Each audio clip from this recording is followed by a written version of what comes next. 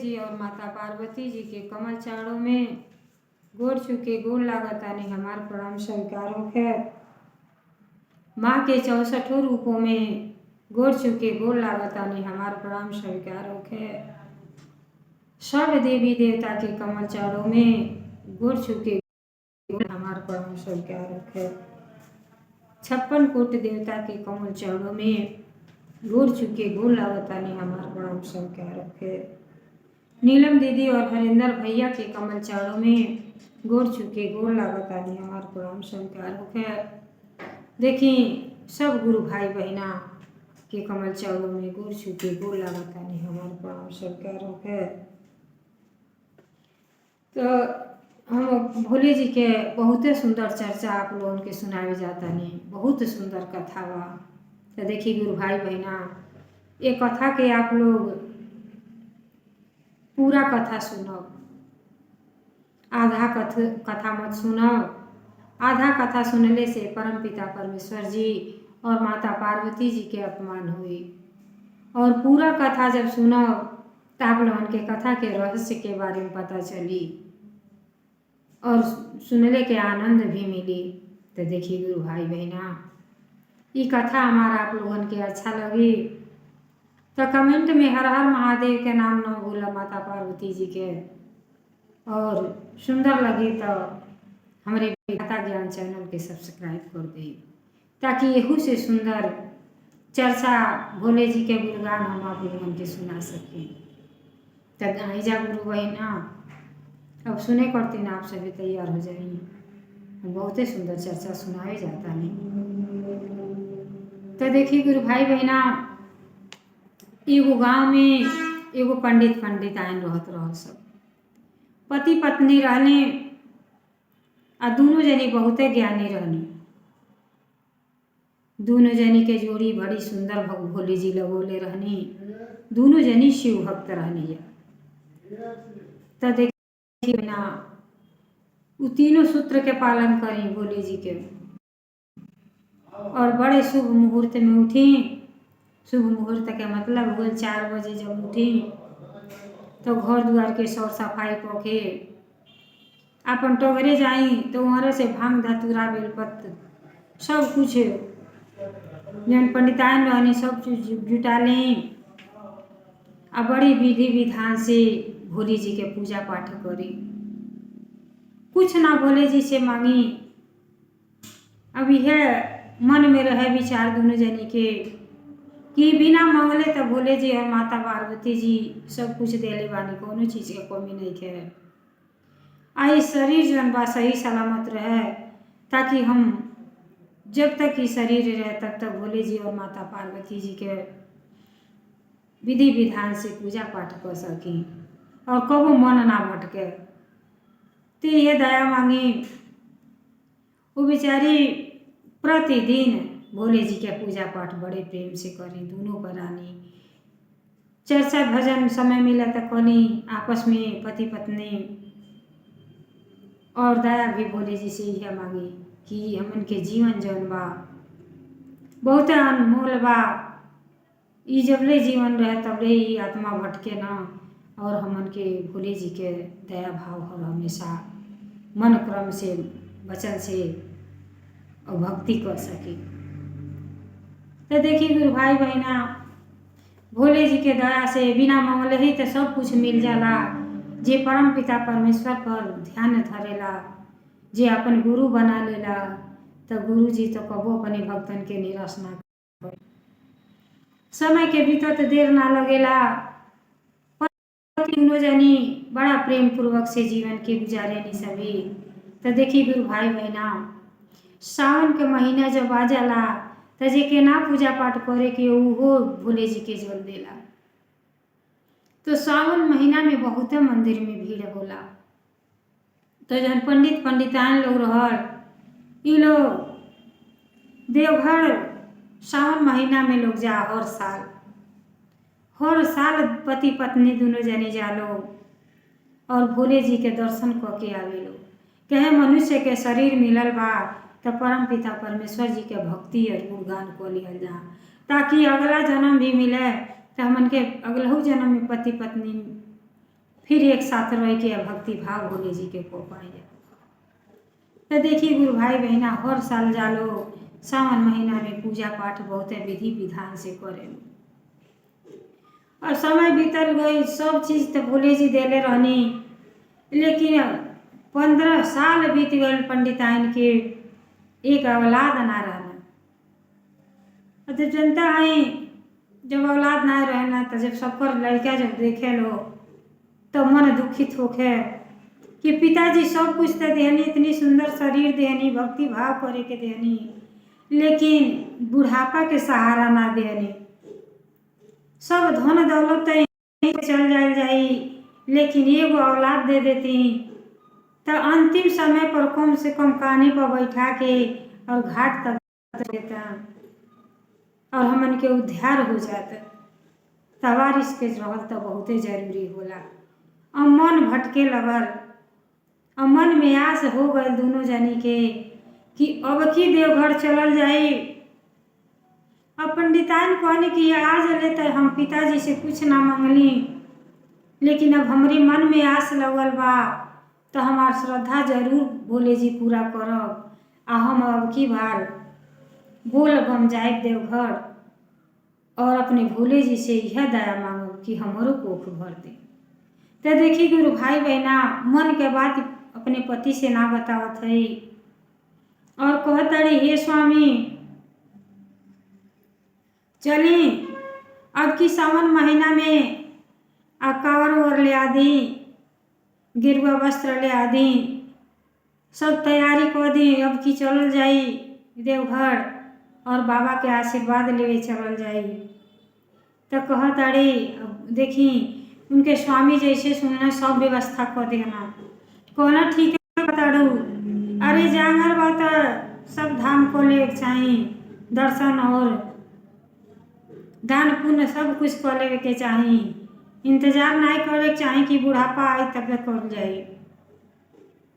तो दोनों जनी के तालमेल बहुत अच्छा रहे, जो पति कहे वो पत्नी माने और पत्नी कहे तो पति भी माने। अब सब व्यवस्था कर देनी, तब कहत आने कि हे स्वामी अब चली हमना के देवघर चल जा। तो अब दोनों पति पत्नी जब घर में से निकला तालो तो पत्नी गावत अड़ी, हमें बोलबम दर्शन करा दी पिया, हमें बोलबम दर्शन करा दी पिया, हमें बोलबम के दर्शन। बोलबमवा में सब कुछ मिलत है, वही बाबा धमवा में सब कुछ मिलल बा, हमें बोलबम के दर्शन करा दी पिया, हमें बोलबम के दर्शन करा दी, सब मनोकामना पूर्ण हुई है पिया, हमें बोलबम के दर्शन करा दी। और देखिए बड़े सुंदर भजन गावत अर्जुन पंडितान बड़े पति पत्नी बड़े प्रेम भाव से सावन महीना में कांवर लेके दोनों जनी जाता लोग, और जी मन से भोले जी के भजन करेला और भाव से दया मांगेला, ओकर मनोकामना तो पूर्ण होबे करेला। अब देखिए गुरु भाई बहना, पति पत्नी दोनों जनी देवघर चल गए, सब वहाँ बड़े भक्ति भाव से दर्शन कर लो और अपने पति से ना कुछ कहती, लेकिन अपने गुरु जी से दया मांग रहल बाड़ी पंडिताई कि हे पिताजी हे माताजी, आज तक तो बिना मांगले सब कुछ आप देहनी, लेकिन आज राउर भक्त आपसे अचरा पसार के आपसे दया के भीख मांग रहल बाड़ी कि हमें सब कुछ तो देहनी, लेकिन बुढ़ापा के सहारा एक औलाद ना देनी। तब भोले जी हमार मनोकामना पूर्ण कर दी, ताकि अंतिम इच्छा भी हमार पूर्ण हो जाए, उन्हों के हम सेवा भाव कर सकें। कहे खूब सुंदर हमके एक बालक दे दी। अब जब दया मांग ले लिए वहाँ से चल दिया लोग, पंडिताइन जब घरे आए लोग तो कुछ दिन के बाद पता चला था कि पंडिताइन माँ बने वाली बड़ी। अब जब पंडित सुनला तो बहुते खुश भई ना, कहला कि लगा तो हमारे ऊपर भोले जी के दया हो गई बा, लगा तो अंतिम इच्छा भी मन के पूर्ण हो जाई। बहुत पति पत्नी बहुत खुश भई लोग आ कहल कि लोग भोले जी तो हमार सुन लेनी और भोले जी हमार मनोकामना पूर्ण कर देनी।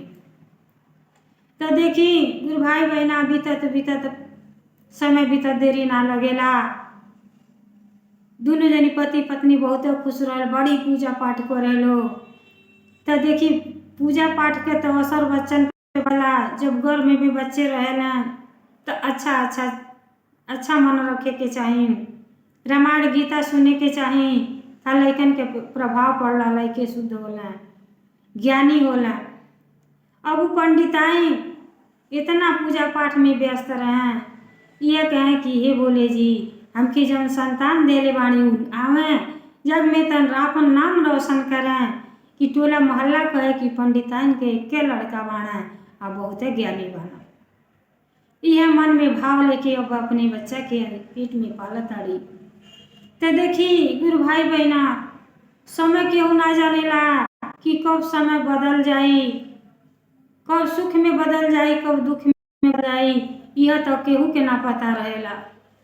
इतना खुशहाल पंडिताइन रहत रहलो, लेकिन अचानक एक दिन पंडित अब जन गुरु बहना रहली भोले जी के शिष्या रहली पंडिताइन बहुते दुखी भैली। तो जीवन में कभी खुशी कभी गम तो होते रहेला।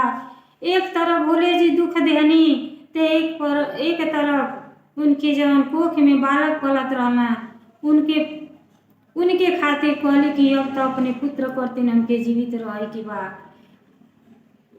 तो बेचारी अपन कैसे जीवन यापन करताड़ी, पंडित के काम क्रिया को देली। बड़ी उदास रहे, लेकिन चेहरा पर उदासी ना आवे दे, भीतर घुटे कहे कि उदासी ठीक ना है, हमारे बच्चा पर असर पड़ी। अब इतना गीता रामायण और जहाँ भी शिव चर्चा भजन कीर्तन होके वहाँ अकेले रहे, अपन सवेरे उठ के काम धाम को के आ जाके भोले जी के चर्चा बात तो चर्चा और प्रवचन सुनने से तो ज्ञान होला। तो बेचारी बहुत शिव चर्चा ज्ञान जहाँ ज्ञान के बात होके वहीं जा और सुने, तो वो सुने तो उनका लड़का भी सुने। अब देखिए माई तो ऐसा होली कि अपन पेट न पाल के बच्चन के जिया ले जाली।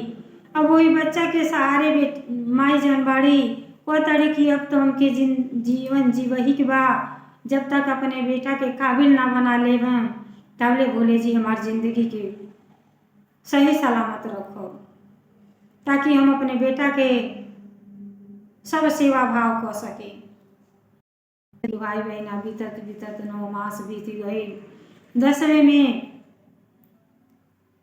पंडिताइन के खूब सुंदर बालक, और जब बालक के देखली तो सारा दुख दूर हो गई, बहुत खुश भैली।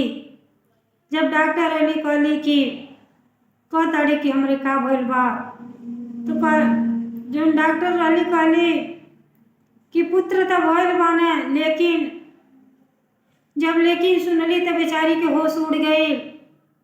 कहली पुत्र भइल बा लेकिन का बा, हम तो कहीं ऐसा ना चुकनी कि हम लड़का के कोनो कमी होके, तो लेकिन का बा वो हमके बता दी।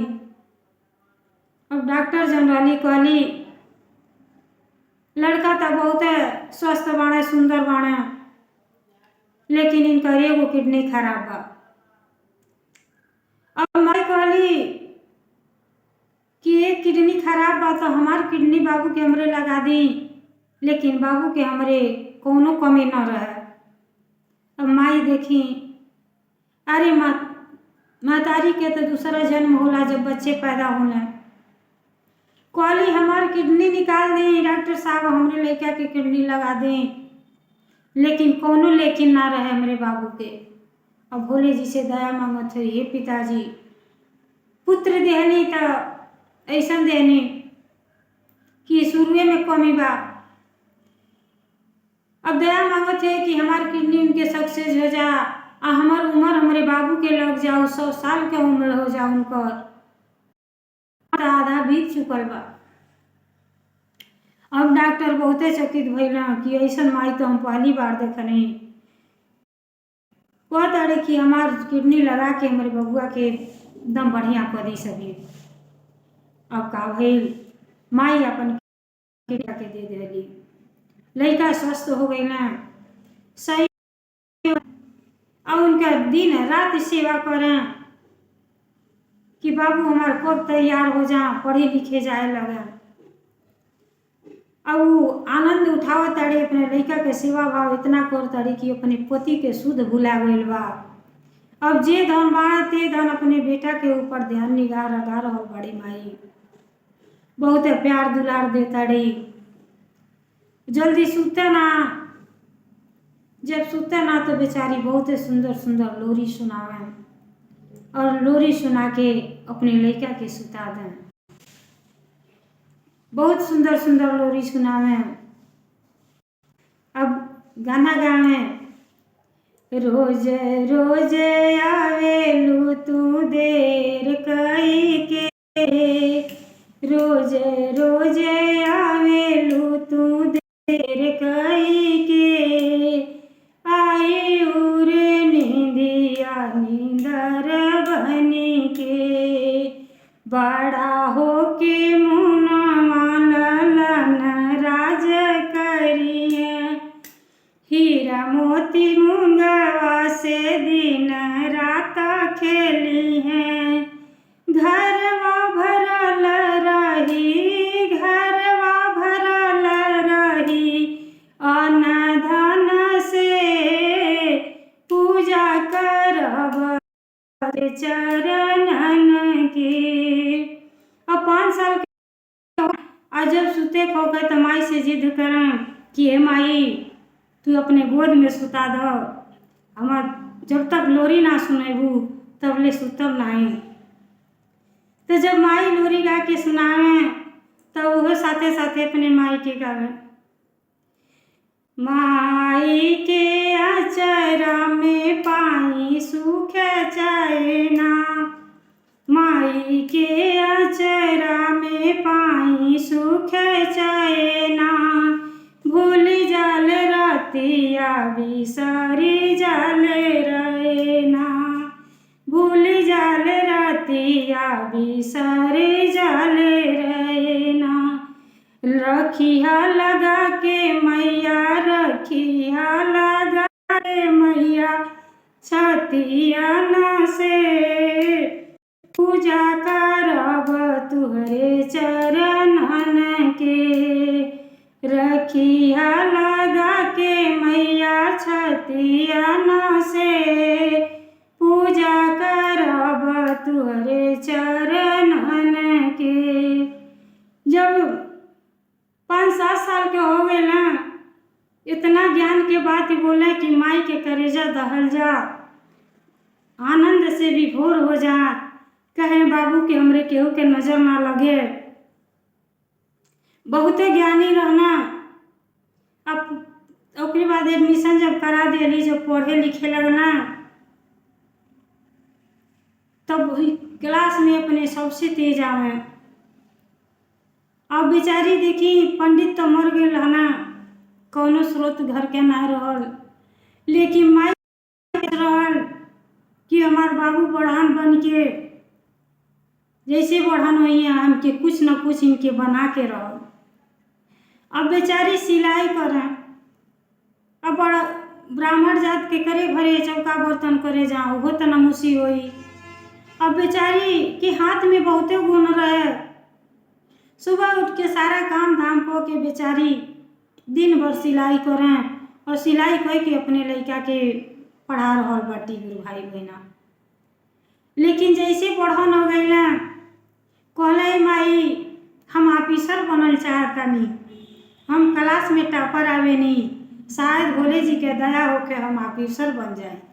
बड़ी माई के खुशी भइल, कहले बाबू कितना हूँ पैसा लगी, रात दिन एक को के, लेकिन हम तो के तुहार मन ना थो रोके दो, तो कि जितना पैसा लगी उतना हम कमा के दे आ तू अपन पढ़ाई पूरा कर। तो देखी गुरु भाई बहना, माई अपने बच्चन करतीन का ना कर रही कि हमार बाबू हमारे आँख के सामने ऐसा हो जा कि दुनिया संसार उनकर ना करे। अब वो बाहर चल गई ना पढ़े, अब ऑफिसर के सपना रहल, चल गई ना बाहर पढ़े। अब माई जम रही रात दिन सिलाई करके, न रात जाना न दिन के दिन जाना। एक क्या लक्ष्य रहल कि हे भोले जी हमरे बाबू के जो मनोकामना पूर्ण कर दी और जितना पैसा लगी उतना हम उनके खर्च कर। तो देखी गुरु भाई बहना, माई इतना परिश्रम को के पैसा बाबू के भेजा कि ऑफिसर हो जा। अब भोले जी के दया से इतना अच्छा पढ़ाई कैला, मेहनत कैला, ऑफिसर बन गई ना। से खत आयल माई के पास, तो माई के बहुते खुश भैली, माई के मानो काम मिल गई। अब भोले जी से जाके प्रार्थना कर रहल बाड़ी कि हे पिताजी आप तो हमार सब मनोकामना पूर्ण कर जाता नहीं, ऐसे सबके पर दया भाव करब हे परम पिता परमेश्वर जी कि हमार बाबू लायक हो गए न, उनके रक्षा करब, उनके ज्ञान दे। अब देखी गुरु भाई बहना, जब बाबू बढ़न हो गई ना, ऑफिसर बन गई ना, तो कहली ही बाबू कहिया घरे अइबा तो कि देखे करती ना, आँख तरस गई बा कि कब हम अपने बाबू के देखती और गले से लगा लेती। कहला माई चिंता न करो, जैसे छुट्टी मिली हम घरे आ जाए। अब देखी माई तो अपने पुत्र के आस लगा के बैठल बाड़ी, रोज दुआरी पर से दुआरी पर निहार रहल बाड़ी कि अब हमार बाबू आई हैं, अब माई बेटा के मिलन होई और कलेजा से लगा ले, हमार कलेजा ठंडा हो जाई। लेकिन देखिए आज गुरु भाई बहना, बच्चे ऐसा हो जाता ना कि माई के तो जीते जी मार देता लोग। गुरु भाई बहना इतना आस लगोले रही माई, तो फिर साल 2 साल के बाद खत लिख के भेजता ना। अब आस लगोले बाड़ी कि बाबू आई हैं तो इनका खूब सुंदर शादी ब्याह धूमधाम से करब, एक के लड़का बना आनंद पूर्वक से सास बहू घर में रह जाई। तो लेकिन कहाँ सपना पूरा होके वाला बा आजकल के युग में। अब वो का कही ना, वहीं बाहर में शादी को लिया ना। जब शादी को लिया ना तो फिर जब माई के खत गई तो कर जवाब भेजना कि माई हम आ ना पौली, लेकिन अब तो हम शादी को ले बानी, और बहू तुहार बाड़ी, अब बहू बेटा एक के साथ गाँव में आवल जाई और तो से मिलल जाई। फिर भी माई फिर बहुत खुश भैली कि चला का भइल, अपने पसंद के शादी को लेना, लेकिन अहिया घर में तो जरूर है, माई से मिले तो जरूर ही हैं। अब माई फिर आस लगा के बैठल बाड़ी और जनता बानी कि एक किडनी तो अपने बेटा के दे देले रही कि बाबू का हमरे तकलीफ ना हो, के पढ़ाई लिखाई में कोनो कमी ना रहे, कि हमार बाबू आगे बढ़ जा। और एक किडनी वाला आदमी के कोनो भरोसा ना रहेला कितना दिन जी कि ना जी। अब एक किडनी पर अपन जीवन काटा ताड़ी, अब बेटा के आस लगा के बैठल बाड़ी कि बाबू हमारे यहाँ तो हमार सारा दुख दूर हो जाई। तो गुरु भाई बहना अब सूचना तो दे दिया ना कि हम शादी ब्याह कर ले बानी, बाहर बानी। फिर जब 2 साल बीता तो माई के तो जनता है बेटा तो आँख के तारा होना, अपने जीवन पर ना भरोसा रहेला, लेकिन बेटा पर 3 दुनिया मरेला। जब तक घंट में प्राण रहेला कि बाबू के कब नजरिया से देख लेती, अब एकदम उनके आस यह लगल है। फिर खत लिखला कहला माई तुम्हारे पोता हो गई बाटे, अब आए तो पोता के लेके आई। बड़ी खुश भैली, कहली चलो इतना दिन हो गई, शादी भी कर लेना, लड़का भी हो गई, लेकिन बाबू अइला ना माई से मिले। ना जानी जीवन में का लिखल बा, लगता बाबू से भेंट ना हुई। तो जानता है जब सबर के बांध टूट जाला तो कोनो न कोनो इंतजाम माई को रही लगेली। अब कहत अड़ी लगता बाबू हमारा यहाँ ना आई। अब का कैली गुरु भाई बहन, जितना चिट्ठी आयल रहल, जितना पता आयल रहल कि बाबू ये शहर में रहता ना, अब बेचारी सजी इकट्ठा बांध लेली और ओकरे बाद अपने बेटा के तलाश में निकल गईली। पागल हो गई लाली मिले करतीन। उनके यह रहे कि कब मिल लेती। आई पता नहीं सुगना ये कले माटी के दिया माटी में मिली जाई। जे दिन सुगना फरार हो जाई। ना जानी ये शरीर के अब का होई। अंतिम इच्छा बाबू से मिल लेती तो कुछ हो तो हमके अपने शिव धाम में चल रहती, चिंता ना रहत। अब यह आस लगा कि गुरु भाई बहना माई तवन घर से अब निकल गईली।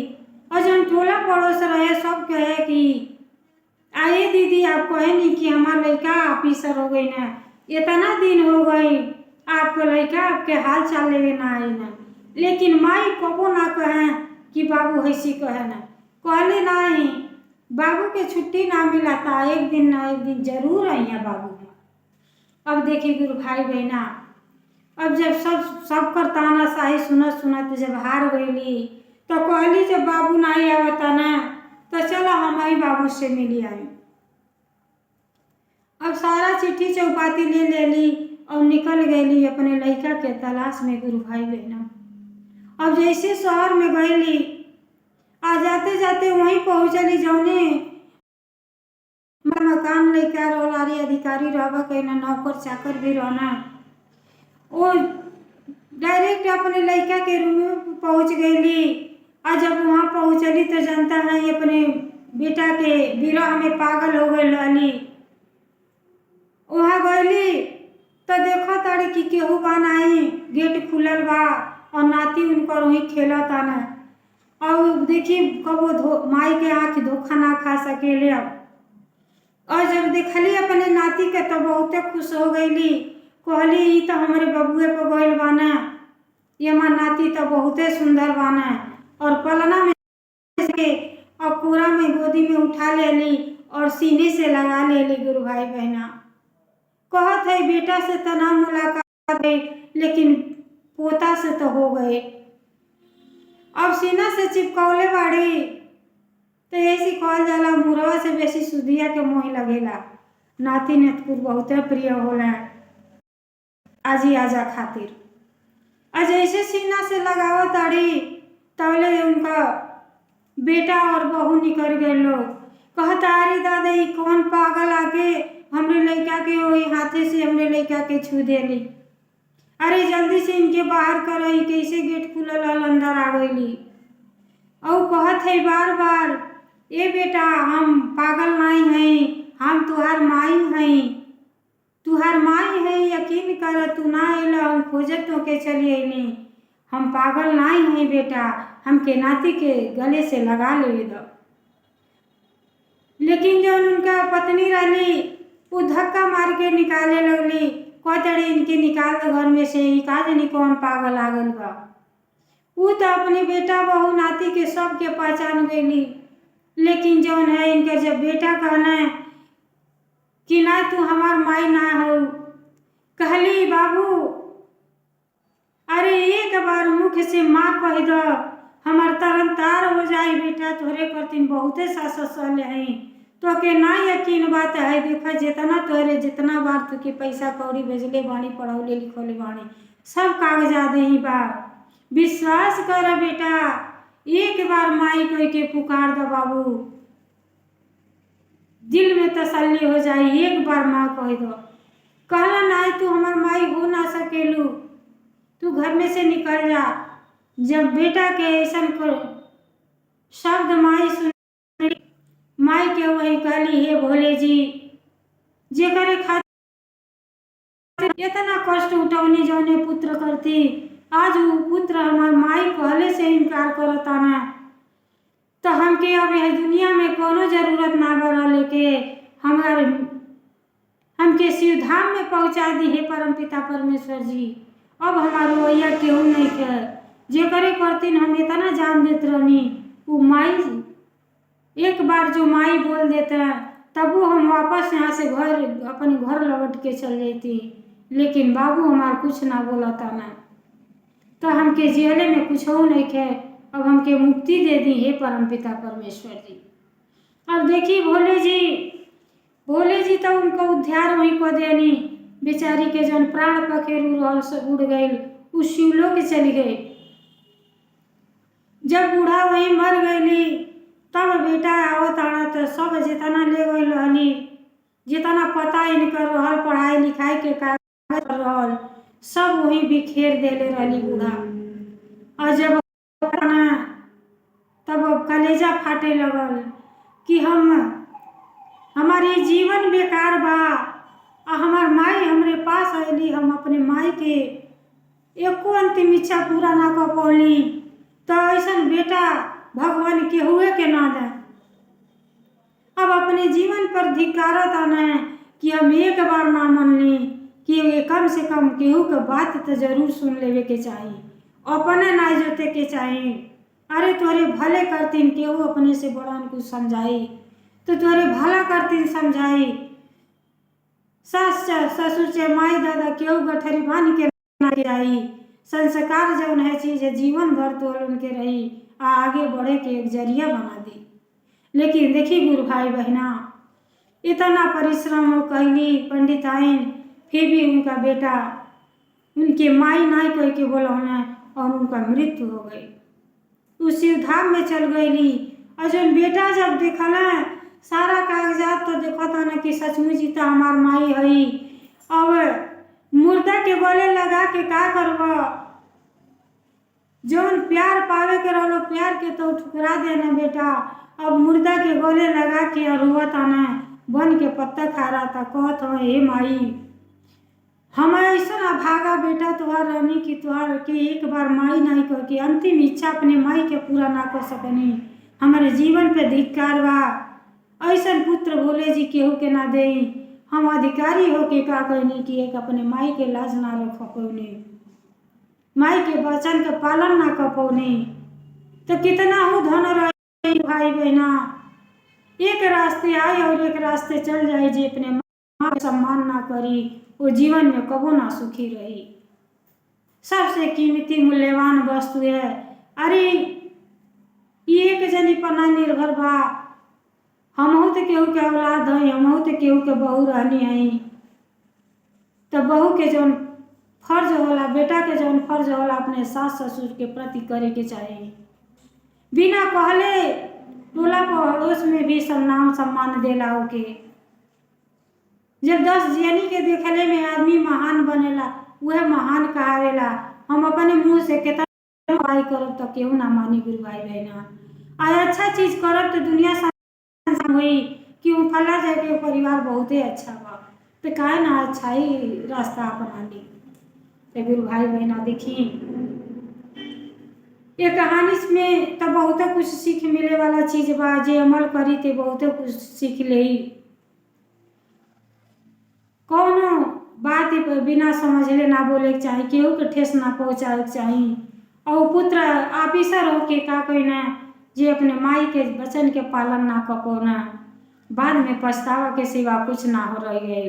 तहे से बिना विचारे जो करे सो पाछे पछताए, काम बिगाड़े आपन जग में होता सा। बिना विचारे कोनो काम ना करे के चाहिए गुरु भाई बहना। तो देखी जैसे शिव जी के कृपा वो गुरु बहना पर भैल, उस शिवधाम में पहुँचा देनी, उनकर इच्छा के पूर्ति कैनी, पुत्र देनी, सेवा भाव कैली, अपने कर्म से पीछे ना हटली माई। तो माई के दूध तो केहू जीवन में चुकाई ना पौले बा। हमरो माई केहू रहल, हमहू केहू के माई। तो हमके ऐसे ऐसे ज्ञान मिलेला, चर्चा और भजन से ज्ञान मिलेला गुरु भाई बहना। तो देखी जैसे भोले जी उनके उद्धार कैनी, वैसे सब गुरु भाई बहना को उद्धार करी, सबके परिवार सदा सुखी रखी। हर हर महादेव, घर घर महादेव, भोलेनाथ की जय।